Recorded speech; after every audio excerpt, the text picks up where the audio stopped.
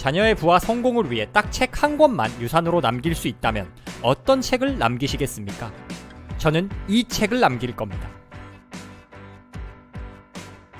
탁월한 어부가 한 명 있습니다. 임종을 앞둔 어부는 자녀에게 무엇을 물려주고 싶을까요? 자신이 잡은 수천, 수만 마리 물고기를 물려줄까요? 아마 아닐 겁니다.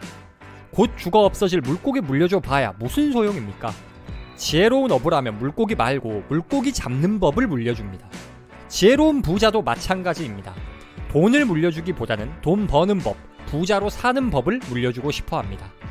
여기 어떻게 살아야 부자가 되는지 묻는 아들에게 한 부자가 남긴 편지가 있습니다. 오늘 소개할 책은 바로 부자의 언어입니다. 저자인 존 소포릭은 척추교정사, 부동산 사업가로 일하며 큰 부를 축적한 평범한 미국 부자입니다. 일론 머스크, 제프 베조스, 빌 게이츠처럼 전 세계적인 부자는 아닙니다. 별명조차 아이언맨인 일론 머스크 같은 사람들은 너무 멀게 느껴집니다. 그러나 존 소포릭은 평범한 일을 하던 말 그대로 평범한 사람입니다. 그래서 더욱 우리 같은 평범한 이들이 부자가 되려면 어떻게 살아야 하는지를 현실감 있게 알려주는 인물입니다. 부자의 언어에서 존 소포릭은 자신을 부를 가꾸는 정원사에 비유합니다. 다른 등장인물도 있습니다. 음주운전 사고로 정원사의 아내를 죽인 청년 지미, 직장을 잃고 부정적 현실을 받아들이지 못해 방황하는 제러드, 그 외 친구들. 존 소포릭은 정원사와 다른 등장인물들 간 사건과 대화를 통해 어떻게 살아야 부자가 되는지를 우화 형식으로 쉽게 풀어냅니다. 본론으로 들어가 어떻게 살아야 부자가 될 수 있을까요? 부자의 언어를 바탕으로 부자가 되기 위해 반드시 해야 할 일 3가지에 대해 이야기해보겠습니다. 책에 좋은 내용이 너무 많아 고르고 또 고른 내용입니다. 이 영상에는 이 책이 주는 교훈 10%도 담지 못했습니다. 영상과 별개로 책을 꼭 읽어보시길 정말 추천합니다. 그럼 시작합니다. 첫째, 믿어라. 음주운전으로 정원사의 아내를 죽인 지미는 출소 이후 진심으로 회개하고 정원사의 용서를 받았습니다. 그리고 정원사 곁에서 부자가 되기 위한 교훈을 배우고 있습니다. 부를 축적할 수단으로 부동산을 정했고 중개인 시험을 통과했습니다. 취직도 했습니다. 그런 지미에게 고민이 생겼습니다. 저는 신참 중개인일 뿐이에요. 아무리 일을 열심히 하려 해도 고객이 찾아와 집을 보여달라 하지 않으면 할 수 있는 일이 없어요. 지미는 직업적 특성에서 비롯된 장애물을 만났습니다. 장애물에 낙담한 지미에게 정원사가 말합니다. 목표는 믿는 거지 의문을 품는 게 아니야. 넌 가능성이 아니라 장애물을 믿고 있어. 목표는 평범한 도전을 위한 게 아니야. 우리가 현재 자리에서 얻을 수 없는 특별한 꿈을 위한 거야. 목표가 있으면 우리 자신도 몰랐던 내면의 지혜가 발동된단다. 목표는 이성으로는 가늠할 수 없는 가능성의 문을 열어주거든. 우리는 참 똑똑합니다. 그래서 문제입니다. 새로운 일을 시작할 때면 그 일에 딸려오는 어려움, 장애물까지 바로 알아차립니다. 지미도 그랬습니다. 부푼 꿈을 안고 중개사 일을 시작했지만 현실적인 문제들을 마주합니다. 장애물을 알아차리는 순간 멀리 있는 목표보단 가까운 장애물이 크게 보입니다. 똑똑했던 지미는 장애물을 알아차리곤 당장 자기 능력으로 변화시킬 수 없는 현실에 낙담합니다. 우리도 마찬가지입니다. 새로운 일에 도전해본 적 있으세요? 투자, 유튜브 사업 같은 새로운 일을 시작할 때 우리는 큰 꿈을 가지고 시작합니다. 그러나 곧 시간 부족, 가족의 반대, 체력 저하 등 온갖 장애물을 만납니다. 눈앞에 놓인 장애물은 마치 거대한 벽 같아서 도저히 넘을 수 없을 것만 같습니다. 이런 우리들에게 부유한 정원사가 말합니다. 넌 가능성이 아니라 장애물을 믿고 있어. 목표보다 문제를 더 의식하면 이는 가능성보다 장애물을 믿는 것입니다. 명상록 저자이자 로마 황제였던 마르쿠스 아우렐리우스는 이렇게 말했습니다. 우리 인생은 우리가 생각하는 대로 만들어진다. 우리가 장애물을 더 많이 생각하면 할수록 인생이 장애물로 가득 차게 됩니다. 그러니 장애물을 보지 말고 목표를 봐야 합니다. 정원사가 말합니다. 그저 운에 맡기고 싶다면 목표를 정하지 않으면 돼. 그게 아니라면 얼마나 많은 부를 바라는지, 왜 그걸 원하는지 명확히 결정하고 매일 그것에 집중하렴. 네가 그 부를 가지게 되리라는 걸 완전히 믿는다면, 충분한 시간 동안 그것을 마음속에 품고 있다면, 그러면 모든 게 원하는 대로 작용할 거란다. 내면의 지혜가 너를 이끌 거야. 논리적, 이성적으로는 도저히 설명이 되지 않지만 정원사는 목표를 정하고 믿으면 모든 일이 우리가 원하는 대로 작용한다고 말합니다. 또한 저자인 존 소포릭 본인 삶에서 이 법칙은 분명 작동했다고 증언합니다. 나는 결과에 감사함을 느끼기보다 원하는 일에서 원하던 결과가 완전히 이루어졌다고 여기고 감사함을 표한다. 내 삶에서 그것이 작동하는 듯 보였기 때문이다. 이론으로는 설명하기 힘들다. 감사한 일이 일어날 것이라고 예측하며 그 일에 집중하는 것은 확실히 효과가 있었다. 원하는 목표를 분명히 정하고 반드시 이루어진다고 믿어야 한다. 이미 이루어졌다고 굳게 믿고 감사하기까지 해야 한다. 이것이 정원사가 전하는 첫 번째 부의 교훈입니다. 그 어떤 일을 하더라도 우리는 장애물을 만납니다. 목표가 크면 클수록 더욱 큰 장애물을 만나게 됩니다. 그런데 이를 바꿔 생각하면 장애물이 클수록 얻을 보상이 크다는 뜻입니다. 목표를 향해 가는 길에서 장애물을 만나셨나요? 눈앞에 닥친 장애물보다 그 너머에 있는 더욱 큰 목표를 믿으세요. 힘겨운 현실에 목표가 비현실적으로 보일지라도 믿으세요. 목표란 원래 비현실적입니다. 현실적인 목표는 현실적인 결과를 낳을 뿐입니다. 목표는 의심하는 게 아니고 믿는 겁니다. 현실적인 목표는 평범한 삶을 위한 거지. 정원사는 생각했다. 하지만 부는 높은 야망을 달성할 수 있다고 스스로 믿는 자들의 것이다. 둘째, 집중하라. 제러드는 늘 자신이 삶에서 더 많은 것을 바란다고 주장한다. 하지만 그의 행동은 다른 말을 한다. 그는 더 나은 삶을 위한 노력을 포기했다. 새 여자친구와 동거하고 술을 마시며 점점 더 일상적인 삶에 젖어들고 있었다. 생활고에 시달리던 그는 어느 날 음주운전으로 체포된다. 구치소로 그를 데리러 온 정원사에게 제러드는 이렇게 말한다. 전 최선을 다하고 있어요. 제가 원하는 게 뭔지 알지만 지금은 앞으로 나아갈 시간이 없어요. 저는 하루하루 꽉 차게 살고 있어요. 제 문제는 시간이 없는 거라고요. 이 말을 듣고 있던 정원사는 이렇게 말했다. 시간표를 흘끗 보기만 해도 난 자네의 미래를 예측할 수 있어. 오늘의 시간은 내일을 예측하게 해주거든. 누구에게나 시간의 양은 똑같아. 관리하지 못하면 자기 삶을 관리할 수 없게 돼. 시간이 없다면 희망을 포기해야 하고, 시간은 블록과 같아서 평범한 삶은 평범하게 사용하는 시간 위에 쌓이지. 단순해. 하루는 일론 머스크, 제프 베조스, 빌 게이츠 그리고 우리 모두에게 똑같이 24시간입니다. 그럼에도 그들이 수많은 일을 해내고 큰 부를 쌓을 동안 우리가 이룬 일은 너무나 적습니다. 왜 그럴까요? 시간을 쓰는 방식이 달라서입니다. 부자들은 자신이 정말 이루고 싶은 일에 시간과 노력을 집중합니다. 반면에 우리는 이것저것 고민만 하거나 중요하지 않은 일을 하느라 정말 중요한 일에는 시간을 쓰지 못합니다. 여러분이 제러드처럼 난 시간이 없어요 라고 생각할 수 있습니다. 그런데 정말 시간이 하나도 없나요? 21세기 대한민국에서 평일 주말 24시간 일하는 사람 별로 없습니다.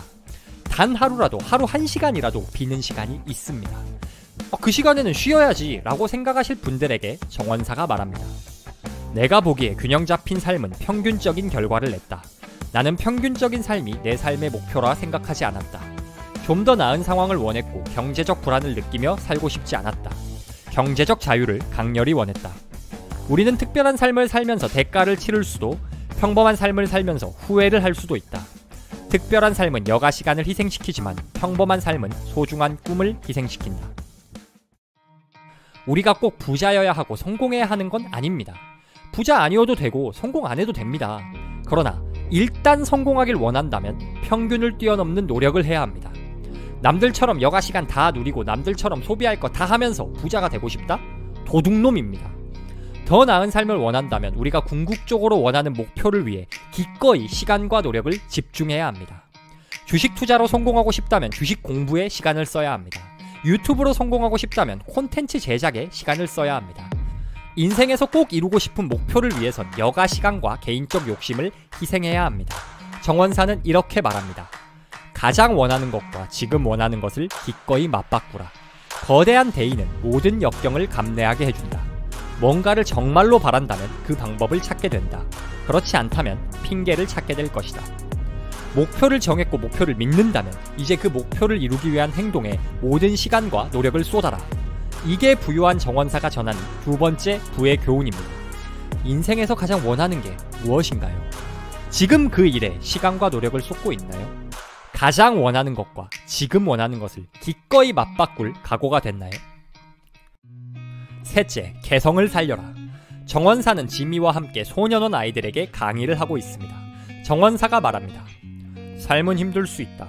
하지만 자신의 강점을 이점으로 사용하면 힘겨움을 덜 수 있지. 각자의 개성을 잘 살려야 부를 일굴 수 있단다. 이에 학생 한 명이 질문합니다. 만일 저한테 특별한 재주가 없으면요? 이에 정원사가 답합니다. 자신의 흥미를 찾아내고 그걸 따라야 한다. 그 흥미 속에서 자신이 가장 쉽게 할 수 있는 일이 뭔지 알아내거라. 누구나 몇 가지 일에 재능이 있단다. 다른 사람들보다 자연스럽게 더 잘할 수 있는 일들이 몇 가지 있어. 유독 자신에게는 쉬운 일들을 찾아보거라. 닭이 독수리가 되려고 애쓰면 패배한 채로 살게 되고, 독수리가 닭이 되려고 애쓰면 패배한 채로 살게 될 거야. 특출나지는 않아도 남들보다 유독 쉽게 할 수 있는 일이 있습니다. 가령 저에게는 사람들 앞에 나서거나 말하는 일이 쉽습니다.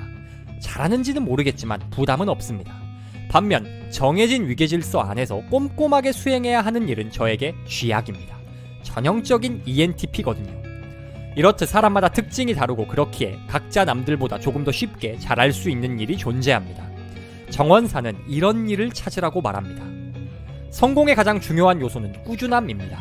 꾸준하기 위해선 좋아하는 일, 잘 맞는 일을 찾아야 합니다. 책에서 나오는 우화 중 독수리와 닭 이야기가 있습니다. 독수리 한 마리가 닭 무리에서 성장합니다. 주변이 모두 닭이니 스스로를 닭이라고 생각합니다. 그러나 독수리는 땅을 파서 벌레를 잡거나 부리로 모이를 쪼는 일에 흥미가 없습니다. 그러니 닭으로 사는 게 너무 어려웠죠.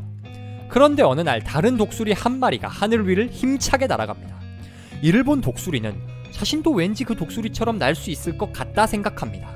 그리고 이내 날개를 펴고 날아오릅니다. 닭이라면 상상도 못할 일입니다. 높은 상공에서 급 강하에서 발톱으로 먹잇감을 움켜잡습니다. 독수리에겐 땅을 파고 벌레를 잡는 일보다 하늘의 지배자가 되는 일이 더 쉬웠습니다. 독수리에게 계속 땅을 파고 벌레 잡는 일을 시켰다면 오랫동안 지속할 수 있었을까요? 하늘의 지배자로 태어난 독수리가 땅 파는 일에 흥미를 느낄 리가 없습니다. 흥미가 없으니 지속할 수 없습니다. 우리도 마찬가지입니다. 흥미를 느끼는 일이어야 꾸준히 할 수 있습니다. 꾸준히 해야 성공할 수 있습니다. 그러니 흥미를 따르는 일이 곧 성공하는 길입니다. 아인슈타인은 이렇게 말했습니다. 나무에 오르는 재능으로 물고기를 판단한다면 물고기가 멍청하다고 믿으며 평생을 살게 될 것이다. 재능과 흥미를 찾아야 합니다. 물론 말처럼 쉽진 않습니다. 어른이 되고서도 내가 뭘 잘하는지 뭘 좋아하는지 모르는 사람이 태반이니까요. 이런 고민을 하는 우리에게 정원사는 다음과 같은 조언을 전합니다. 첫째, 자신의 재주를 찾으면서 그것들을 실제로 얼마나 사용하게 될지에 대해서는 미리 걱정하지 마라. 주방 선반에서 사용할 수 있는 재료들을 찾듯 열린 마음으로 당신의 재주를 찾아라. 일단 재료들을 모으고 나면 무슨 음식을 할지 결정할 수 있다. 일단 자신의 재주를 알게 되면 그것을 어떻게 최고로 적용할 수 있을지 알게 된다. 둘째, 언제 정신적 몰입 상태를 느꼈는지 찾아라. 깊이 몰두했던 일에 보통은 재능이 있을 가능성이 높다. 셋째, 자신의 재주를 찾는데 적극적인 태도를 가져라. 누구에게나 더 많은 시간을 보내고 싶은 일이 있다. 우리는 그렇게 끌리는 일에서 번성할 수 있다. 수학에 재능이 있는 사람은 자연스럽게 숫자를 가지고 일하는 쪽에 끌린다. 재주는 열정적으로 흥미를 느끼는 것 주변에 있다. 재능 있는 일을 찾으라 해서 처음부터 뛰어난 역량을 보이는 일을 찾을 필요 없습니다. 그런 일은 없습니다. 사이클 선수들도 처음에는 4발 자전거 타고 넘어지면서 자전거 배웁니다. 이것저것 시도해보며 좀 더 쉽게 몰입할 수 있는 일을 찾아야 합니다. 정원사는 흥미있는 일을 찾을 때 이 일을 어디 써먹을 수 있을까는 고민하지 말라고 합니다. 한 가지 흥미있는 일을 발견했는데 이 일로는 먹고 살 수 없어 하고 그 일을 포기하는 건 요리사가 소금만 맛보고는 이렇게 짠 걸 어디다 써? 하고 소금을 몽땅 버리는 일이나 마찬가지입니다. 열린 마음과 적극적인 태도로 많은 일을 경험해야 합니다. 그중 몰입할 수 있는 일을 찾으면 그게 곧 재능 있는 일입니다. 재능 있는 일을 할 때 경제적으로도 성공할 수 있습니다. 정원사의 뒤뜰 정원에는 소년원 아이들이 제작해준 표지판이 있습니다. 그 표지판에는 세상에서 가장 부유한 정원사라는 글이 적혀 있습니다. 세상에서 가장 부유한 정원사. 세상에서 가장 부유한 정원사는 시간을 들여 삶을 이룩한 사람이며 조건에 구애받지 않는 태도를 익힌 사람이고 스스로 얻는 것 외에 어느 것도 허용하지 않으며 결과에 상관없이 노력에 대한 자부심을 아는 사람이며 적은 것에 만족하기보다 나라고 안 될 게 뭐야 라고 조용히 묻는 사람이다. 그는 비현실적인 선지자이며 때론 조롱받을 각오를 한 사람이고 독립적으로 생각하는 사람이다. 그리고 영혼의 이끌림을 따랐을 때 무슨 일이 벌어질지 궁금해하면서 후회할 일을 저지르지 않도록 내면의 목소리에 귀 기울이는 사람이다. 그는 목적을 가지고 살아가는 사람이다. 매일 나가서 열심히 일하는 사람이다. 행복보다는 만족감을 추구하는 사람이다. 차이를 만들어내고 세상을 더 나은 곳으로 만들려는 사람이다.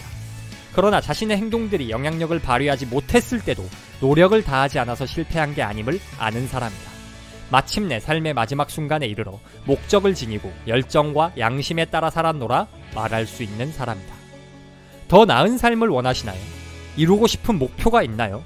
그 목표를 위해 지금 열정을 불태우고 있나요? 부유한 정원사는 목적을 가지고 열심히 일하는 사람입니다. 매일 최선을 다하고 열정에 따라 살아가는 사람입니다. 내면의 소리에 따라 만족스러운 삶을 추구하는 사람입니다. 편안한 삶을 위해 소중한 꿈을 희생시키시겠습니까? 아니면 특별한 삶을 위한 대가를 치르시겠습니까? 여러분, 부자 될 수 있으세요? 부자세요도 아니고 무슨 질문이 이래 싶으셨나요? 그렇지만 정말 중요한 문제입니다. 다시 한번 여쭤보겠습니다. 여러분, 부자 될 수 있으세요? 당연하지, 혹은 이번 생은 망했어 라고 생각하셨나요? 그런데 그것보단 이런 반응이 많을 겁니다. 그걸 어떻게 알아? 알 수 있습니다. 우리가 부자가 될 수 있는지 알려주는 공식이 있습니다. 한번 계산해보세요. 나이의 연봉을 곱한 후 0.1을 곱해보세요. 예를 들어 나이 30살 연봉 5천만원이면 30 곱하기 5천만원 곱하기 0.1 하면 1억 5천만원이 나옵니다. 이 공식은 예상 순재산 공식입니다. 부채를 제외한 순재산이 예상 순재산보다 높다면 여러분은 앞으로 부자가 될 가능성이 높습니다. 그 반대라면 지금처럼 살면 부자 되기 힘들다는 뜻입니다. 여러분, 부자 될 수 있으세요? 혹시 지금 재산이 적어도 너무 실망할 필요 없습니다. 여기 40년 동안 부자들을 연구해 이렇게 살면 부자가 된다라는 부자 공식을 가르쳐주는 책이 있습니다. 아까 예상 순재산 공식을 만든 토머스 스탠리 박사가 쓴 이웃집 백만장자 변하지 않는 부의 법칙입니다. 상속 부자 말고 자수성가 부자들을 연구한 책입니다. 여러분, 부자 되고 싶으세요? 자신있게 말하는데 이 책이 제시하는 방향대로만 살면 부자 될 수 있습니다. 물론 쉽진 않습니다. 부자는 원래 소수인 법이니까요.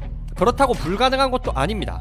이 책에 담긴 수천 명 자수성가 부자들이 증명합니다. 그럼 이웃집 백만장자 변하지 않는 부의 법칙 시작합니다.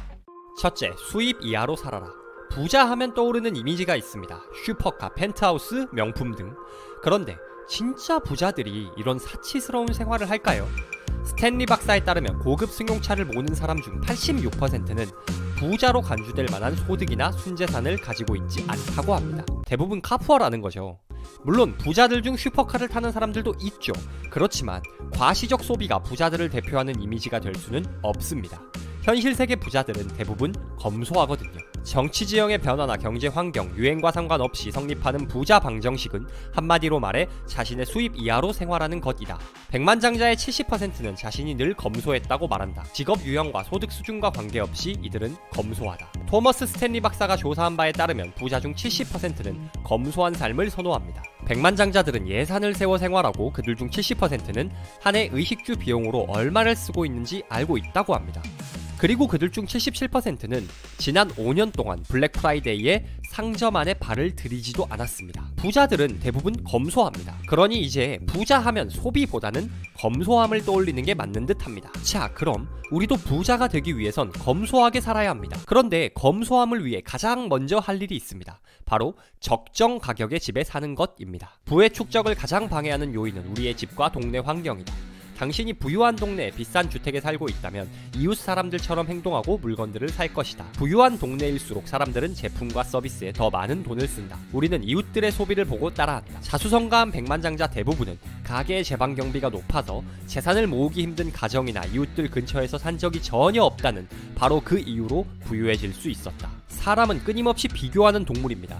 그러니 주변에 돈을 많이 쓰는 사람이 많다면 내가 쟤보다 못할 게 뭐야? 하며 돈을 쓰게 됩니다. 온 동네 아이들이 학원 3개씩 다니고 있으면 우리 아이만 학원 안 보내기 정말 어렵습니다. 검소하기 위해 가장 먼저 해야 할 일은 환경 설정입니다. 내 경제력에 맞는 동네에 살아야 합니다. 그러면 어떤 집이 내 소득 수준에 맞는 집일까요? 스탠리 박사는 심플한 공식을 제안합니다. 연소득 3배 이내 가격인 집에 살아야 한다고 말합니다. 연봉이 4천이라면 시세 1억 2천 이하의 집에 살아야 한다는 겁니다. 요새 그런 집이 어딨어 싶으실 수 있습니다. 맞습니다. 이 책이 쓰인 당시와 지금 집값이 많이 다르니 꼭 액면 그대로 받아들일 필요는 없습니다. 요점은 실거주 집에 지나친 욕심 내지 말라는 겁니다. 부자 아빠 가난한 아빠 저자 로버트 기요사키는 당신의 집은 부채다 라고 말합니다. 실거주 집은 대출, 이자, 그 집에 맞는 생활 수준 유지 비용 등 돈을 잡아먹는 부채일 뿐입니다. 뭘 모르네. 좋은 동네 집을 사놔야 집값이 많이 오르지. 맞습니다. 그런데 살고 있는 집 집값 오르면 나한테 돈 들어오나요? 가격 많이 올랐다고 팔기라도 하시게요? 집 하나 있는 거 팔면 어디 가서 사시게요?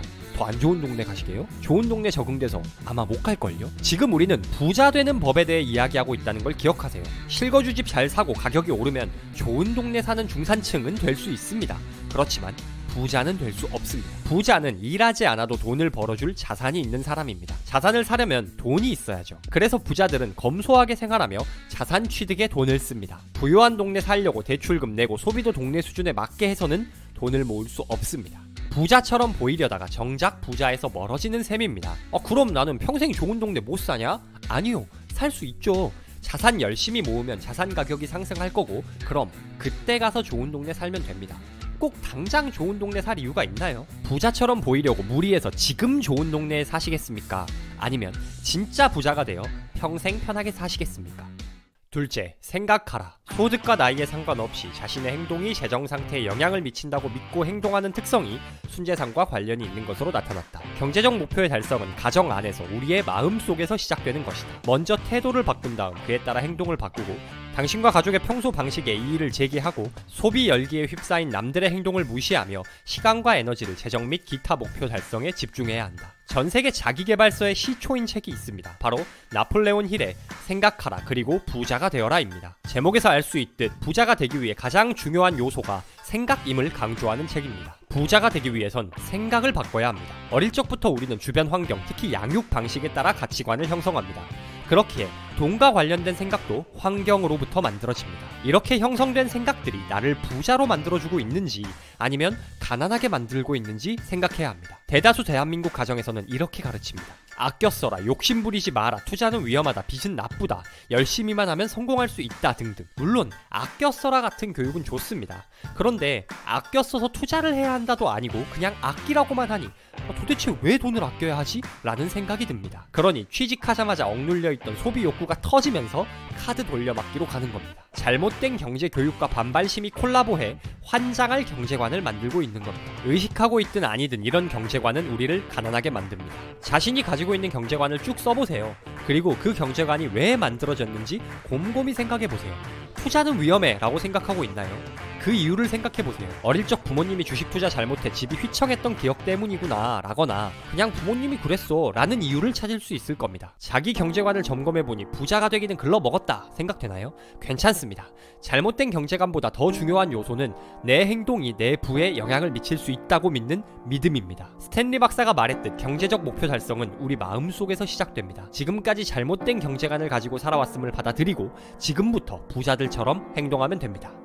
올바르게 행동하면 반드시 부를 일굴 수 있다는 믿음이 부를 결정합니다. 여러분과 다를 것 없는 평범한 집안에서 태어나 평범한 교육을 받은 수천 자수성가 부자들이 이를 증명합니다. 생각하세요. 생각을 통해 내 현실을 객관적으로 파악하세요. 그리고 앞으로 내 인생을 바꿀 수 있다고 생각하세요. 이게 부자가 되는 시작점입니다. 셋째, 사업이나 투자를 해라. 전형적인 이웃집 백만장자는 경제적으로 성공한 자영업자다. 다시 말해서 피고용인이 아니라 고용주다. 99% 직원보다는 사장이 부자입니다. 이건 당연한 사실입니다. 안정적인 삶이 목표가 아니라 부자 되기가 목표라면 직원 말고 사장이 돼야 합니다. 직장 소득만으로 부자라고 불릴 수 있는 사람은 기껏해야 대기업 임원 정도입니다. 그리고 대기업 사원이 임원까지 승진할 확률은 1%가 되지 않습니다. 반면에 자영업자 중 고소득 자영업자 비율은 10% 정도 됩니다. 물론 자영업이 직장보다 리스크가 큽니다. 그렇지만 우리 목표는 부자 되기라는 점을 기억하세요. 부자가 될 확률 자체가 비교 불가합니다.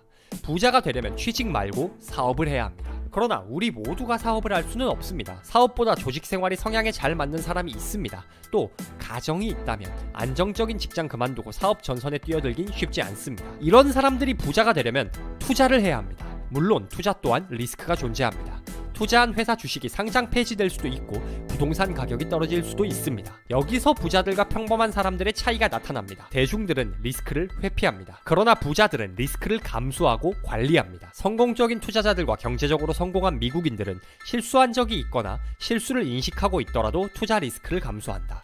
일반적으로 순재산이 많은 부유한 가정은 대중부유층 또는 대중시장의 투자 관련 행동과는 다른 유형의 행동을 한다. 즉 부유한 가정은 평균 이상의 투자 리스크를 감수하며 투자 활동의 본질 전반을 이해하고 포트폴리오의 적절한 리스크 수준을 이해한다. 모든 행동은 리스크를 동반합니다.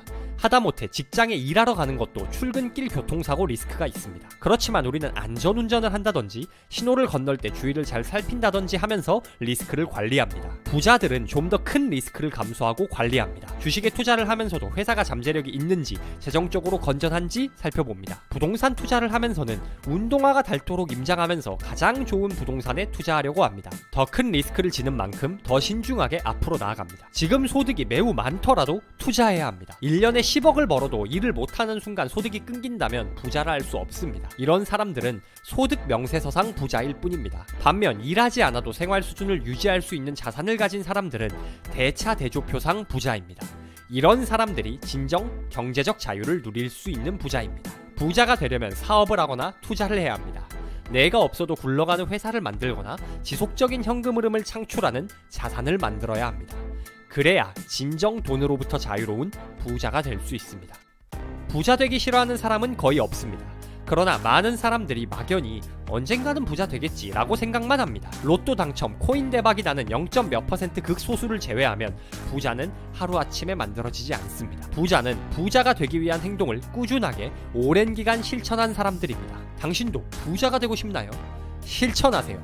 검소하게 생활하세요. 생각하세요. 사업이나 투자를 하세요. 오늘도 한 걸음 성공에 다가선 당신을 응원합니다.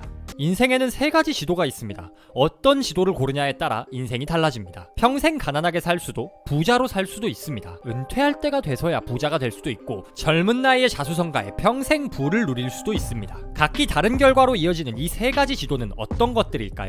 그리고 우리 모두가 바라는 젊을 때 부자 되기로 가는 지도는 무엇일까요? 리무진 대여 서비스 리모스닷컴의 창업자이자 30대 자수성가한 억만장자 그리고 월드 베스트셀러 부의 추월차선 저자인 MJ 드마코가 우리가 따라야 할 지도를 소개합니다. 그는 젊은 나이에 부를 이루고 싶다면 추월차선 지도를 선택하라고 말합니다. 어떻게 해야 추월차선을 탈 수 있을까요? 지금부터 이야기해보겠습니다. 부자들이 말해주지 않는 진정한 부를 얻는 방법, 부의 추월차선 시작합니다.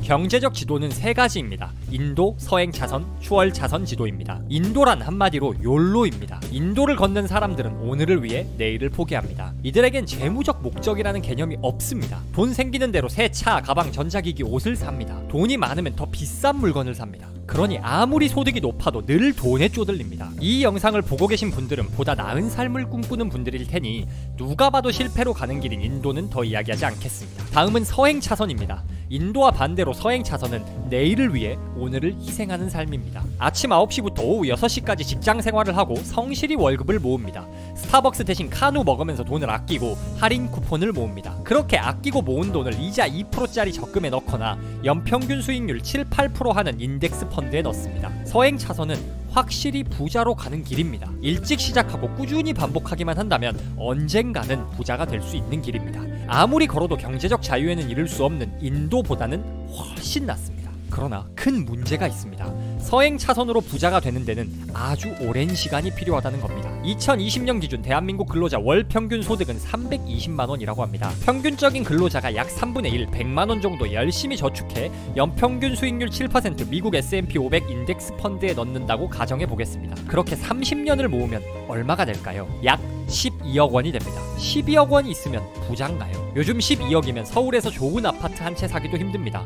40년을 모으면 25억이 됩니다. 이 정도면 작은 부자는 됩니다. 40년 동안 투자하고 70세가 되어서야 말이죠. 70, 80대가 되면 해외여행도 힘들어서 못 갑니다. 자식들도 다 커서 분가하고 없을 겁니다. 혹시나 건강에 안 좋다면 휠체어에 앉아있을 수도 있습니다. 일하느라 젊은 시절 다 날리고 휠체어에 앉아서야 부자가 되는 것보다는 조금이라도 젊을 때 부자가 되어 인생을 즐기는 게 누구나 좋습니다. 이를 위해서는 인도도 서행차선도 정답이 아닙니다. 젊을 때 은퇴하고 하고 싶은 일하며 오늘과 내일 모두를 누리고 싶다면 추월차선을 선택해야 합니다. 추월차선이란 어떤 길일까요? 이렇게 요약할 수 있습니다. 추월차선은 통제력과 영향력을 바탕으로 큰 숫자를 만드는 게임입니다. 부의 방정식은 기본적으로 이익 곱하기 수량입니다. 서행차선 주행자들은 이 방정식에 작은 숫자만 대입할 수 있습니다. 월급은 고정되어 있고 일할 수 있는 기간은 길어야 30-40년입니다.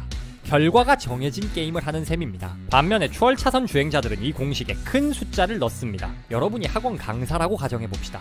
동네 학원에서 강의를 한다면 확보 가능한 최대 고객 수는 학원에 수용 가능한 인원뿐입니다. 한 20명 수용 가능하다 치고 이 학생들이 학원비로 40만원씩 낸다 쳐도 최대 수익은 월 800만원입니다. 충분히 많아 보이나요? 임대료, 세금 등 떼고 나면 많이 남아야 400, 500만원 남을 겁니다. 그런데 인강을 촬영하면 어떻게 될까요? 전국에 있는 모든 수험생이 잠재 고객입니다. 한 해 수능 응시생의 수는 약 44만 명 정도입니다. 이 중 1%도 안 되는 4,000명만 여러분 강의를 들어도 어떻게 될까요? 1인당 10만원만 받아도 월 4억입니다. 여러분이 치킨집 사장이라고 가정해봅시다. 치킨 한 마리를 팔면 3,000원이 남는다고 해봅시다. 한 시간에 여러분이 튀길 수 있는 치킨은 최대 20마리 뿐입니다. 그러면 여러분은 아무리 열심히 일해도 시간당 6만원을 벌 수 있습니다. 그런데 치킨 프랜차이즈 사장은 전국에 100개 매장을 가지고 있습니다. 치킨 한 마리 팔릴 때마다 프랜차이즈 사장에게는 1,000원이 남는다고 해봅시다. 100개 매장에서 20마리씩 팔고 있으니 프랜차이즈 사장은 가만히 앉아서 시간당 200만원을 법니다. 서행차선 주행자들은 20명, 20마리 등 작은 숫자를 가지고 게임을 합니다. 그러니 작은 결과값을 얻습니다. 반면 추월차선 주행자들은 4,000명, 2,000마리 등 큰 숫자로 부의 방정식을 채웁니다. 그러니 보다 큰 결과를 더 빨리 얻습니다. 어떻게 해야 추월차선을 탈 수 있을까요? MJ 드마코는 5가지 추월차선 사업 씨앗을 제안합니다. 첫째, 임대 시스템. 둘째, 컴퓨터 소프트웨어 시스템. 셋째, 콘텐츠 시스템. 넷째, 유통 시스템. 다섯째, 인적 자원 시스템입니다. 임대 시스템은 상가, 아파트 등 부동산 투자를 말합니다. 월세를 받을 수도 있고 전세를 주고 시세 차익을 노릴 수도 있습니다. 임차인을 다시 맞추거나 문제가 생겼을 때 수리하는 정도만 제외하면 특별히 할 일도 없습니다. 일단 좋은 매물을 잘 사기만 하면 이후 들어가는 노력이 적으니 수동성이 높아 한 번에 여러 부동산에 투자도 가능합니다. 물가 상승 이상으로 임대료, 집값도 올라가니 이익도 올라가고 판매 가능수도 계속 늘릴 수 있는 추월차선 시스템입니다. 컴퓨터 소프트웨어 시스템은 웹사이트, 소프트웨어 개발 등을 통한 수익 창출 방식입니다. 저자인 MJ 드마코가 이 방식으로 억만장자가 됐습니다. 고객들이 고품질 리무진 서비스를 찾는데 불편함을 겪는 것을 발견하고 고객들과 리무진 업체를 연결해주는 웹사이트를 만든 겁니다. 만약 공항에 오프라인 사무실을 만들고 이 사업을 했다면 기껏해야 매장 앞을 지나가는 사람들에게만 서비스를 판매할 수 있습니다. 그러나 웹사이트나 소프트웨어를 만들면 전 세계 모든 사람들이 잠재 고객입니다. 판매 가능수를 무제한으로 늘릴 수 있고 한번 프로그램 만들어 놓으면 손 대지 않아도 24시간 프로그램이 작동합니다. 나 대신 돈을 벌어다 줄 온라인 직원을 고용하는 셈입니다. 콘텐츠 시스템은 영상, 글, 사진 등 콘텐츠를 제공하고 인세, 광고 수익, 로열티 등을 받는 방식입니다. 바로 여러분이 보고 계신 유튜브가 대표적인 사례입니다. 한번 만들어 놓은 콘텐츠는 영원히 남습니다. 저는 이 영상을 일요일 오후 5시에 한국에서 업로드하지만 여러분은 저녁 11시에 미국에서 볼 수도 1년 뒤에 일본에서 볼 수도 있습니다. 일단 만들기만 하면 지켜보고 있지 않아도 계속 재생되면서 광고 수익을 가져다 줍니다. 책 또한 콘텐츠 시스템 사례입니다. 1997년 출판이 시작된 해리포터 시리즈는 지금 이 순간에도 전세계 어디에선가 팔리고 있습니다. 사랑받는 콘텐츠는 시공간을 뛰어넘어 수익을 발생시킵니다. 다만 콘텐츠를 지속적으로 만들어야 한다는 점에서 임대 시스템이나 소프트웨어 시스템보다는 수동성은 떨어지는 시스템입니다. 유통 시스템은 아마존 쿠팡 생각하면 됩니다. 여러분이 제품을 만듭니다. 그 제품을 직접 가게를 차려 판매하면 아무리 잘 팔아도 매장에 들어오는 사람에게만 판매할 수 있습니다. 그러나 제품을 아마존 쿠팡에서 판매한다면 어떨까요? 수십, 수백만 명이 내 상품을 보고 주문합니다. 대량으로 물건을 아마존에 한번 보내놓기만 하면 결제, 배송, 교환, 환불 등 모든 과정을 아마존이 처리해줍니다. 100명을 대상으로 하던 사업이 100만 명을 대상으로 하는 사업이 됩니다. 프랜차이즈 사업도 유통 시스템입니다. 지역적 한계를 넘어 전국을 대상으로 판매하니 고객 수가 늘어납니다. 이렇듯 유통 시스템은 판매 규모를 키우는 추월차선 전략입니다. 인적 자원 시스템은 나를 대신해 일할 직원을 고용해 사업을 키우는 방식입니다. 편의점을 운영한다면 직원을 고용하고 교육해 지점을 운영하게 합니다. 나는 또 다른 지점을 열고 다시 직원을 교육하며 사업을 확장시켜갑니다. 직원을 고용하면 인건비가 나가지만 대신 사업체를 다각화해 돈나무 여러 개를 심을 수 있는 방식입니다. 다만 인적 자원 시스템은 끊임없이 직원을 교육하고 관리해야 한다는 점에서 5가지 시스템 중에서는 소극성이 가장 떨어지는 시스템입니다. 5가지 추월 차선 사업들 공통점은 높은 수동성과 큰 판매 가능수입니다. 추월 차선 주행자들은 이렇듯 시공간적 제약에서 벗어난 사업을 합니다. 근무 시간의 제약을 받지도 않고 엄청난 수 고객을 대상으로 합니다. 더 많은 사람을 대상으로 사업을 하니 더 큰 영향력을 갖습니다. 더 큰 영향력과 통제력은 곧 더 큰 수익으로 이어집니다. 열심히 일하기만 해서는 부자가 될 수 없습니다. 앞서 말했듯 부의 공식은 이익 곱하기 수량입니다. 부자가 되려면 이익을 높이거나 수량을 높여야 합니다. 연예인이나 운동선수처럼 한 번만 일해도 큰 돈을 받을 수 있는 사람이 아니라면 한 번에 벌 수 있는 이익은 한정되어 있습니다. 결국 우리가 부자가 될 수 있는 길은 수량을 늘리는 겁니다. 임대, 소프트웨어, 콘텐츠, 유통, 인적 자원 등 시공간적 제약에서 자유롭고 수동성이 높은 시스템을 만들어야 합니다. 추월 차선 타는 비결은 돈나무 심기입니다. 돈을 위해 일하는 게 아니라 나 대신 일해줄 돈나무를 심기 위해 일해야 합니다. 돈나무가 많이 자랄수록 더 빨리 더 큰 부자가 될 수 있습니다. 부는 우리 선택에 따라 결정됩니다. 우리는 40년 뒤에 부자가 될 수도 10년 내로 부자가 될 수도 있습니다. 빨리 돈 벌 수 있다는 사람들은 다 사기꾼이던데 싶으실 수 있습니다. 그런데 이는 쉽게 부자 되기와 빨리 부자 되기를 혼동한 결과입니다. 쉽게 부자 될 수 있다라고 말하는 사람들은 노력하기 싫어하는 심리를 이용해 우리 돈 빼먹으려는 사기꾼들 뿐입니다. 복권 당첨, 금수저, 코인 대박난 사람들처럼 운빨 터져서 진짜 쉽게 부자 된 사람들을 제외한다면 말이죠. 그런데 쉽게 부자 되기를 주장하는 사기꾼들 때문에 사람들은 빨리 부자 되기도 불가능하다고 생각합니다. 현실은 정반대입니다. 당장 유튜브만 봐도 빨리 부자 된 사람들 넘쳐납니다. 30, 40대의 경제적 자유를 달성한 유튜버, 투자자, 사업가들 수도 없이 찾을 수 있습니다. 경제 유튜브 아이콘인 신사임당님, 슈카님도 각각 30대, 40대입니다. 부동산 읽어주는 남자 정태익님, 월급쟁이 부자들 너나위님도 40대 초반에 불과합니다. 대한민국 부자 순위 10손가락에 꼽히는 토스 창업자 이승건 대표님도 올해 나이 41세에 불과합니다. 물론 지금에 이르기까지 이들은 엄청난 노력을 했습니다. 결코 쉽게 부자가 되지 않았습니다. 빨리 부자가 됐을 뿐입니다. 이들은 모두 추월 차선을 선택했습니다. 물론 추월 차선은 쉬운 길이 아닙니다. 부의 추월 차선은 사업을 통해 얻을 수 있는 결과의 조명을 맞춘 책입니다. 그러니 상대적으로 사업의 어려움, 추월 차선 지도에 놓인 위험성은 강조하지 않습니다. 아니, 정확히 말하면 강조하는데 눈에 띄지 않습니다. 사업을 지나치게 낙관적으로만 바라보게 한다는 점에서 단점도 존재하는 책이라고 생각합니다. 우리가 분명히 알아야 할 것은 추월 차선은 넓게 트인 고속도로는 아니라는 겁니다. 적어도 몇 년간은 온갖 위험이 도사리는 밀림, 협곡을 통과해야 하는 길입니다. 그러나 단 몇 년이면 고난을 넘어 경제적 자유를 누릴 수 있는 길이기도 합니다. 언제나 성공하는 이들은 소수입니다. 소수가 되길 원한다면 남들과 다른 길을 선택하세요. 쉽게 부자 되기가 아닌 빨리 부자 되기를 선택하세요. 여러분은 어떤 차선을 달리고 계신가요? 여러분이 선택한 추월 차선 지도는 무엇인가요? 가난한 사람들은 돈이 전부가 아니야, 돈보다 소중한 게 많아 라고 말합니다. 그런데 그 하찮은 돈 문제 때문에 걱정하고 싸우고 정말 소중한 것들을 잃습니다.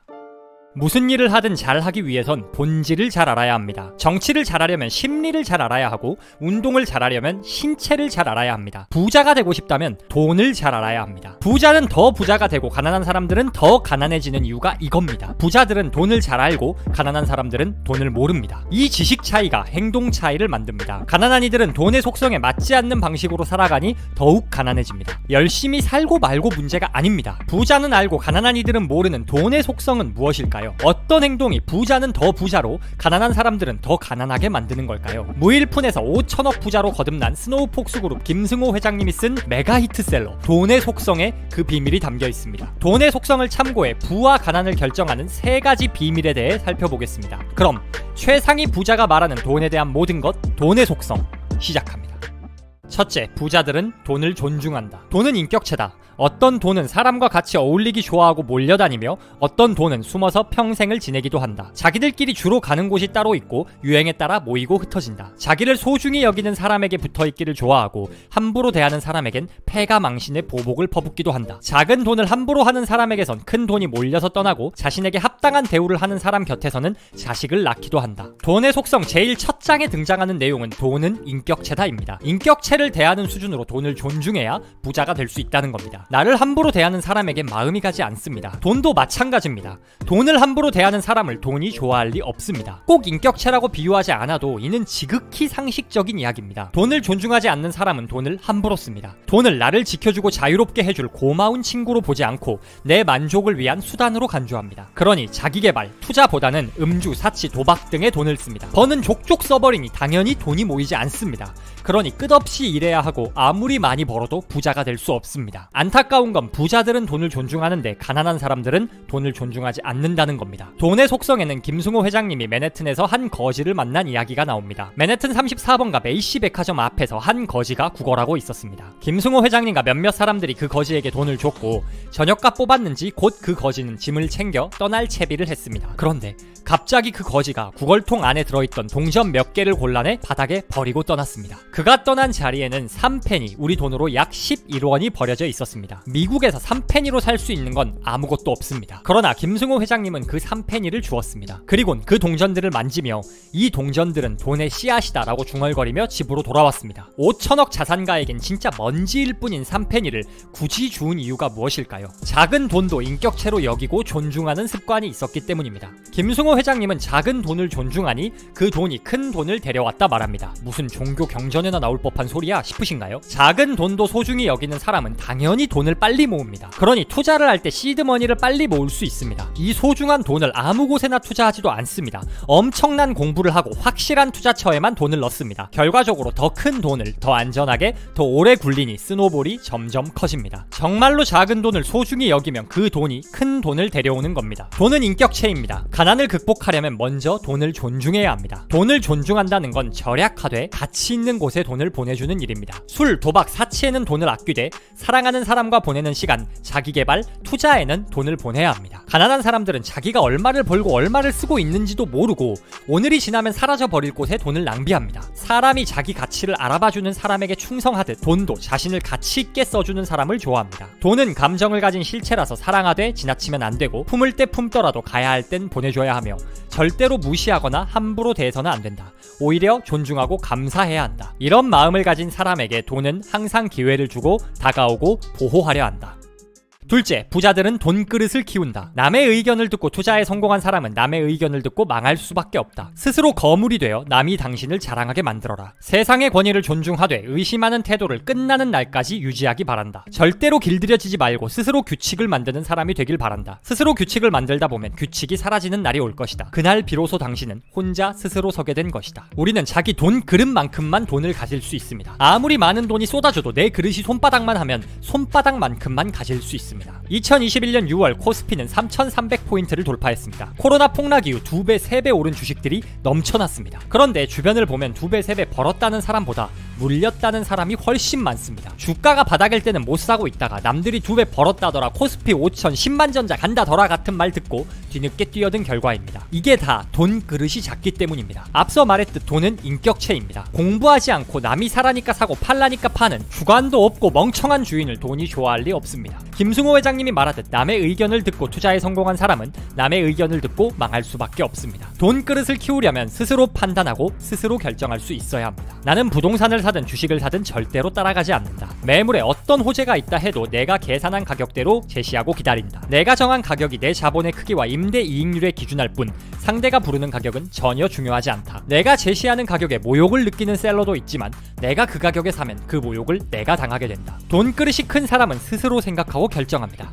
싸다 비싸다의 기준이 명확합니다. 그러니 절대 속칭 전문가들 말을 덮어놓고 따르지 않습니다. 사람들이 모두 코스피 5천 간다 떠들어도 내 생각엔 아닌데? 라고 말합니다. 이 자신감은 돈 공부에서 시작됩니다. 5천억 부자가 된 지금도 김승호 회장님은 하루에 3시간 이상 경제기사를 읽고 부동산 시세를 분석하는 등 돈 공부를 한다고 합니다. 이렇게 공부를 하니 자기만의 투자 원칙이 생깁니다. 원칙에 따라 투자하니 남들이 뭐라 하든 흔들리지 않습니다. 부동산 주식 투자로 성공했다는 분들 책 영상 다 찾아보면 모두 자기 원칙을 고수해 투자한 사람들입니다. 그러니 자기 원칙이 생길 때까지 공부하며 돈 그릇을 키워야 합니다.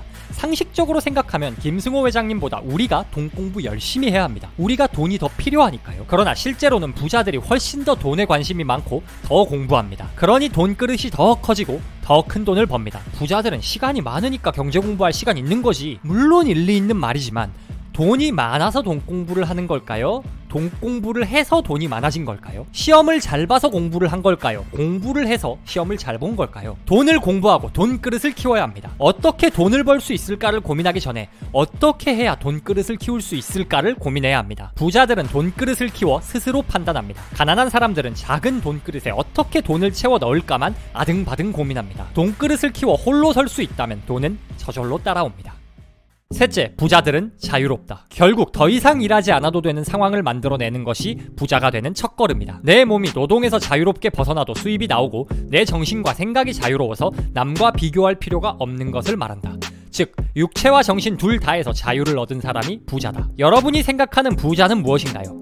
건물주? 슈퍼개미? 김승호 회장님이 말하는 부자란 더 이상 일할 필요가 없는 사람입니다. 돈 액수랑 상관없이 일하지 않아도 매월 생활비 이상 벌 수 있으면 됩니다. 누군가는 월 300이면 충분하고 누군가는 월 3000이 있어도 부족합니다. 그러니 부자의 기준도 사람마다 다릅니다. 예를 들어 당신이 월 500만 원이면 만족스럽게 생활할 수 있다고 가정해 보겠습니다. 1년이면 6천만 원이 필요합니다. 배당, 월세 등 여러분 자산 수익률이 5%라고 가정하면 여러분은 순자산 12억 원이 필요합니다. 반면 월 1000만 원을 쓴다면 24억 원이 필요하겠죠. 요점은 부자가 되는데 가장 중요한 건 자산이라는 겁니다. 소득이 아무리 많은 사람도 자산을 쌓지 못하면 부자가 아닙니다. 부자 아빠 가난한 아빠 저자 로버트 기요사키 말대로 그런 사람들은 소득 명세서상 부자일 뿐입니다. 김승호 회장님은 돈에도 질 좋은 돈, 질 나쁜 돈이 있다 말합니다. 질 좋은 돈은 정규적인 돈입니다. 월급, 배당, 월세 등 정기적으로 내 지갑에 들어오는 돈입니다. 질 나쁜 돈은 비정규적인 돈입니다. 하루라도 빨리 일정한 소득으로 옮겨놓지 않으면 비정규적인 돈은 정규적인 돈을 소유한 사람들 아래로 빨려 들어가고 말 것이다. 정규적인 돈과 비정규적인 돈이 싸우면 언제든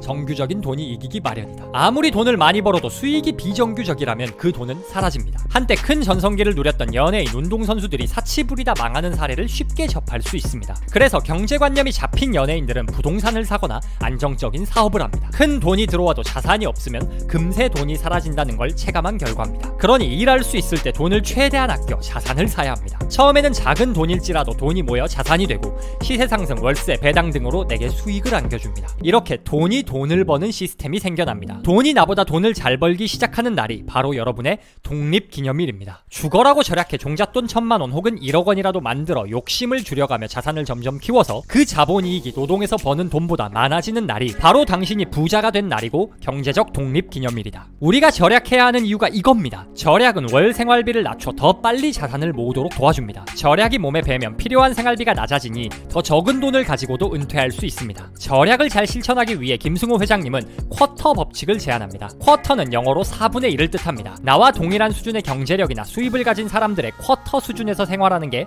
쿼터 법칙입니다. 수입도 자산도 적을 때는 이 쿼터 법칙을 실천하는 게 참 쉽지 않습니다. 200만 원 버는 사람한테 50만 원 수준으로 살라는 거니까요. 그렇지만 자산이 쌓이면 쿼터 크기도 점점 커집니다. 자산은 1, 2, 3 이렇게 계단식으로 증가하지 않습니다. 복리의 마법으로 1, 2, 4, 8, 16 기하급수적으로 증가합니다. 그러니 처음엔 고통스럽더라도 쿼터 법칙을 실천해 자산을 빨리 쌓아야 더 빨리 더 풍요로운 생활을 할 수 있습니다. 부자란 일할 필요가 없는 사람입니다. 가만히 있어도 자산이 나를 먹여 살리는 사람입니다. 그러니 더욱 절약해 자산을 모아야 합니다. 남들만큼 쓰고 남들만큼만 절약하면 딱 남들만큼만 살게 됩니다. 풍요롭고 자유로운 삶을 원한다면 쿼터 법칙을 실천하세요. 이 영상 내용대로 잘 실천하기만 한다면 우리 모두 언젠가 독립기념일을 얻게 될 겁니다. 구독자님들 독립기념일만으로 1년 달력이 꽉 차는 그날을 기대합니다.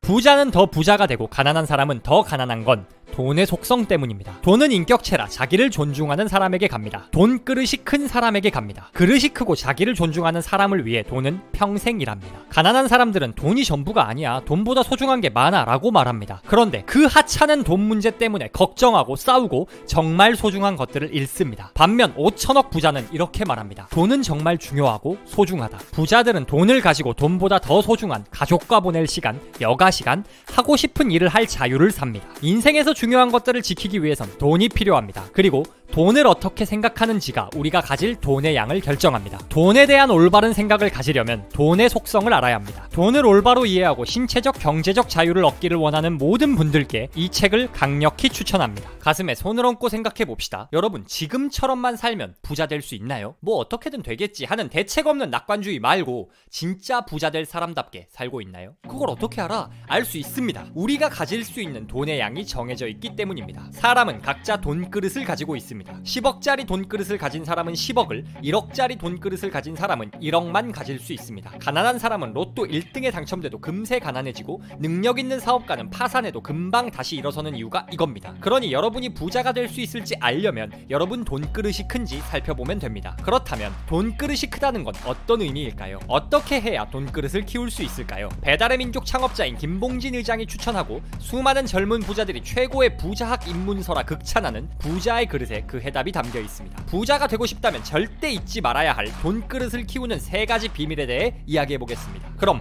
돈을 다루는 능력을 키우는 법, 부자의 그릇 시작합니다. 첫째, 돈은 신용이다. 자네에게 돈을 가져오는 건 반드시 자신이 아니라 다른 사람이야. 즉, 남이 자네를 어떻게 보는지가 자네의 통장에 나타난다는 걸세. 부자는 신용의 힘을 알고 있어. 그래서 반드시 약속을 지키려고 하고 남의 믿음에 부응하려고 하지. 돈은 남으로부터 오는 거니까. 마침내 신용은 커다란 돈을 낳고 그 사람이 가질 수 있는 돈의 크기도 자연히 커져. 그러면 또다시 신용도가 상승하는 구조인 거야. 우리에게 들어오는 모든 돈은 다른 사람에게서 옵니다. 직장을 다니거나 장사를 하면 내 돈은 고객들 지갑으로부터 나옵니다. 공무원 월급은 국민 세금에서 나옵니다. 유튜버들 수입은 구독자 분들에게서 나옵니다. 이렇듯 분야에 상관없이 모든 돈은 타인에게서 나옵니다. 타인이 나를 믿을수록 기꺼이 내게 더 많은 돈을 줍니다. 우리는 소위 브랜드 있는 제품에 더 큰 돈을 기꺼이 소비합니다. 가격이 더 비싸도 안전하다는 믿음에 볼보 차를 삽니다. 가전제품 살 때면 머릿속에 가전은 LG라는 말이 맴돕니다. 효율성 원리로만 보면 이해할 수 없는 현상입니다. 이 제품들이 경쟁 제품보다 비싸고 성능에 큰 차이가 없을지라도 우리는 믿음이 가는 제품에 기꺼이 지갑을 엽니다. 더 큰 신용이 더 큰 돈을 불러오는 겁니다. 사람 사이에도 마찬가지입니다. 믿고 맡길 수 있는 사람에게 더 많은 기회가 갑니다. 일을 제 시간에 확실하게 마치면 저 사람에겐 뭐든 믿고 맡겨도 돼 라는 평판이 쌓입니다. 반면 기한 못 맞추고 결과물도 개판이면 저 사람에겐 뭘 맡길 수가 없어 라는 부정적 평판이 쌓입니다. 긍정적 평판이 쌓일수록 더 많은 기회가 찾아오고 몸값도 높아집니다. 반면 부정적 평판이 쌓일수록 기회 자체가 사라집니다. 그러니 부자가 되고 싶다면 신용을 높여야 합니다. 문제는 우리가 가진 진짜 신용은 신용 점수 마냥 정확히 수치화되지 않는다는 겁니다. 그럴 때 내 신용도를 평가해 볼 수 있는 방법이 있습니다. 바로 내가 돈을 어디 쓰고 있는지 살펴보는 겁니다. 돈은 그 사람을 비추는 거울이야. 돈이란 개인의 사고와 행동의 결과가 그대로 드러난 산물이다. 당연히 우리의 사고 방식에도 크게 영향을 미친다. 책을 많이 사는 사람은 자기계발 욕구가 높다고 해석할 수 있습니다. 저축과 투자를 많이 하는 사람은 경제관념이 높다 생각할 수 있죠. 반면에 음주 오락에 돈을 지나치게 쓰는 사람은 절제력이 부족하거나 방탕하다 생각할 수 있습니다. 이렇듯 한 사람이 쓴 돈을 보면 그 사람 성격, 취미, 습관까지 맞출 수 있습니다. 주식 투자할 때 사람들은 재무제표를 보고 그 기업을 평가합니다. 기업이 직원, 복지, 연구, 개발에 돈을 많이 쓰면 사람을 귀하게 여기고 미래를 준비하는 기업이라 평가합니다. 반면에 재투자 없이 오너 일가 뒷주머니 채우는 데만 돈을 쓰는 회사들은 시대에 뒤떨어진 회사라 평가합니다. 이런 평가는 주가에도 그대로 반영됩니다. 우리도 똑같습니다. 우리가 쓰고 있는 돈이 우리가 어떤 사람인지 믿을 수 있는 사람인지를 보여줍니다. 여러분이 어떤 일을 맡겨야 한다면 전문성 향상을 위해 끊임없이 투자하는 사람에게 맡기시겠습니까? 음주, 사치에 돈을 낭비하고 있는 사람에게 맡기시겠습니까? 이렇듯 우리가 쓰는 돈이 우리 신용을 결정합니다. 그리고 신용이 돈그릇을 결정합니다. 좋은 신용이 더 많은 돈을 가져오고 돈과 경력이 쌓이면 더 큰 신용을 얻습니다. 이렇게 신용의 선순환이 작동하도록 해야 합니다. 부자가 되고 싶다면 어떻게 돈 벌 수 있을까에 앞서 어떻게 신용을 높일 수 있을까를 고민해야 합니다. 돈이란 신용을 가시화한 것이다. 하루하루의 사고가 행동을 만들고 그 행동이 신용을 만들며 그 신용이 결과적으로 돈이라는 형태로 나타나는 것이다. 둘째, 여유가 돈그릇을 키운다. 여유가 없는 상태, 즉 돈이 없는 상태가 되면 사람들의 판단력은 더 흐려져 모든 걸 자기에게 유리한 대로 해석하려 들지 머리로 냉철하게 생각하지 않고 말이야. 돈이 있으면 삶에 여유가 생깁니다. 이게 일반적인 생각입니다. 물론 맞는 말입니다. 그런데 반대로 여유가 있어야 돈을 벌 수 있는 것도 맞습니다. 여기서 말하는 여유란 워라밸을 즐기는 그런 여유가 아니라 경제적 여유를 가지라는 말입니다. 일확천금을 노리지 말고 감당할 수 없는 빚을 지지 말고 위기를 대비하라는 뜻입니다. 여유가 없으면 잘못된 경제적 판단을 내립니다. 투자의 대가들은 기한이 정해진 돈으로 투자해선 안 된다고 말합니다. 결혼자금, 자녀 등록금 등 급한 돈은 6개월, 1년 안에 반드시 사용해야 합니다. 이런 돈으로 투자하면 올바른 투자 판단을 내릴 수 없습니다. 당장 몇 달 뒤 필요한 돈이 30% 녹아내리고 있으면 누구나 손절을 고민하게 됩니다. 그렇게 정신을 잃고 매도해 손실을 확정합니다. 꼭 필요한 돈이 없어졌으니 이를 만회해야 합니다. 그러니 더 큰 한방을 찾습니다. 이때부턴 고수익밖에 안 보입니다. 상식적으로 말 말도 안 되는 투자 상품인데도 이번엔 다르다, 시대가 변했다 같은 말에 홀려 리스크는 생각하지도 않고 투자합니다. 여유가 없으니 시야가 좁아지는 겁니다. 더 신중히 더 공부해도 모자랄 판에 자기 유리한 대로만 상황을 해석하며 희망 회로를 돌립니다. 이런 투자가 끝이 좋을 리가 없습니다. 사업도 마찬가지입니다. 부자의 그릇 속 이야기 주인공은 요식업으로 성공 가도를 달리던 사업가입니다. 처음에는 절대 빚을 지지 않는다라는 원칙을 가지고 사업을 합니다. 그러다 메뉴 하나가 히트쳐 사업이 급속도로 성장합니다. 이 성장이 영원할 거라 생각한 주인공은 큰 대출을 일으켜 물 들어올 때 노를 젓습니다. 그런데 히트 메뉴 인기가 시들해지며 문제가 생깁니다. 일은 벌려놔서 비용은 많이 나가는데 수익은 줄어듭니다. 이 상황에서 주인공은 비용 절감을 위해 재료 품질을 낮추는 선택을 합니다. 당연히 맛이 없어지니 손님이 더 줄어듭니다. 당장 돈이 급하다는 이유로 요식업의 기초인 맛을 포기하는 바보 같은 선택을 한 겁니다. 당장 돈이 새어나가고 있으면 여유가 사라집니다. 여유가 사라지면 이렇듯 잘못된 판단을 내립니다. 그러니 부자가 되려면 여유가 있어야 합니다. 여유를 가지기 위해선 실패해도 망하지 않을 상황을 유지해야 합니다. 조금 손실을 보더라도 마음 흔들리지 않을 여윳돈으로 투자해야 합니다. 무리한 레버리지를 일으켜 사업을 해서도 안 됩니다. 사업과 투자가 잘 되고 있을 때 항상 비상사태를 대비해 현금을 비축해야 합니다. 마음의 여유가 있어야 상황을 이성적으로 볼 수 있는 눈이 열립니다. 여유가 돈을 만들고 다시 돈이 여유를 만듭니다. 신용의 선순환과 마찬가지로 여유의 선순환도 돈그릇을 키웁니다. 셋째, 배트 휘두르기를 멈추지 마라. 스스로 부를 일군 부자들은 한 가지 공통된 사고를 하고 있다네. 인생은 영원하지 않아. 그리고 인생에서 행운이란 건 손에 꼽힐 정도로만 와. 따라서 한정된 기회를 자기의 것으로 만들려면 배트를 많이 휘둘러야 해. 성공에 없어서는 안 될 중요한 요소가 운입니다. 세상에 절대라는 건 없습니다. 능력이 출중한 사람도 한순간 판단을 잘못하거나 경제 위기가 닥치면 파산할 수 있습니다. 수많은 자기계발서가 노력, 끈기를 강조하지만 아무리 노력해도 운이 안 따르면 실패할 수도 있습니다. 그러면 어차피 성공은 운빨이니 기도만 하고 있으면 될까요? 아닙니다. 오히려 성공의 운이기 때문에 우리는 더더욱 노력하고 계속 도전해야 합니다. 운이란 건 확률 게임입니다. 여러분이 게임에서 이길 확률이 단 5%라고 가정해 보겠습니다. 한 번에 5%를 뚫어낼 수 있는 운을 가진 사람은 많이 없어도 20번 도전한다면 그중 10번 내외로 5%를 뚫어낼 수 있는 운을 가진 사람은 많습니다. 성공에는 행운이 필요하지만 그 행운은 오직 볼이 날라올 때 배트를 휘두르고 있는 사람에게만 찾아옵니다. 그러니 배트를 계속 휘둘러야 합니다. 경제적 자유, 성공을 위해 꼭 백발백중 명사수가 될 필요는 없습니다. 10번 배트 휘둘러 3번 안타 치면 국가대표급 야구선수가 됩니다. 4번을 치면 레전드급 선수가 됩니다. 부자가 되는 일도 마찬가지입니다. 8번 투자해서 수익을 못 내도 나머지 2번 대박치면 평균 수익률은 엄청나게 올라갑니다. 몇 번 사업에 실패하더라도 단 한 번 성공하면 그 사업을 계속하거나 매각해 경제적 자유를 누릴 수 있습니다. 그렇기에 중요한 건 실패해도 망하지 않을 정도로 계속 시도하는 겁니다. 구신사임당 주원규 PD님은 저서 킵고잉에서 10명 중 9명이 망한다면 10번 이상 도전할 수 있는 자본력을 갖추라고 말합니다. 4천만 원이 있다면 4천만 원짜리 사업을 하지 말고 40만 원짜리 사업을 100번 하라고 말합니다. 단 한 번 시도해서 성공하는 건 우연입니다. 우연은 바꿔 말하면 운이 없으면 실패한다는 말입니다. 그러나 성공할 때까지 시도할 수 있다면 성공은 우연이 아닌 필연이 됩니다. 누구에게나 부자가 될 기회는 옵니다. 그러나 기회가 찾아와도 배트를 휘두르지 않으면 맞출 수 없습니다. 행운은 계속 배트를 휘두르는 자만이 맞출 수 있습니다. 여러분은 지금 배트를 휘두르고 있나요? 사람마다 각자 다른 크기의 돈그릇을 가지고 있습니다. 부자가 되고 싶다면 먼저 돈그릇을 키워야 합니다. 부자들은 돈그릇을 키우기 위한 비밀을 알고 실천합니다. 부자들은 신용이 돈을 가져온다는 사실을 압니다. 부자들은 여유를 가지고 이성적인 경제적 판단을 내립니다. 그리고 행운을 차지하기 위해 끊임없이 배트를 휘두릅니다. 돈이 많아서 돈을 다룰 수 있는 능력이 커지는 게 아닙니다. 돈을 다룰 능력이 있어야 큰 돈을 가질 수 있는 겁니다. 당신의 돈그릇은 얼마짜리인가요? 부자의 그릇을 통해 돈그릇을 키워 경제적 자유를 누리는 구독자분들 되시기를 진심으로 응원합니다.